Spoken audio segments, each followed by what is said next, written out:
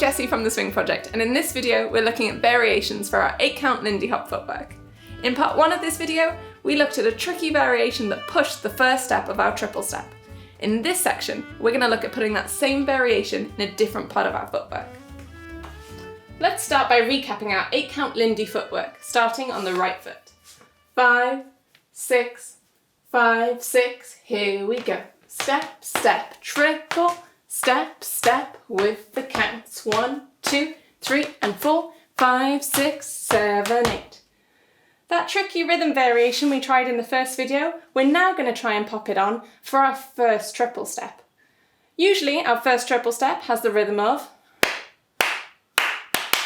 for 1, 2, 3 and 4. But now with this variation, we're trying to push that first step of the triple before the 3. So instead we'll have 1, 2 and a 4.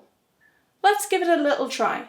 When we take our first steps, we step onto our right foot for 1, 1. And then as we take our second step onto our left foot for 2, we don't want to commit our weight 100% to this step. Instead, we're going to use it to spring off and hit that and before the third beat. Let's have a little look at it. 5, 6, 7, 8. 1, 2 and. That's what we're going for. And then we're going to finish off our triple step, a 4. Let's pop it all together. 5, 6, 7, 8. Step, step and a 4. And again. 5, 6, 7, 8. Step, step and a 4. One more time. 5, 6, 7, 8. 1, 2 and a 4. Let's try putting it in with our 8-count basic footwork. We'll do one regular basic and then try in this variation.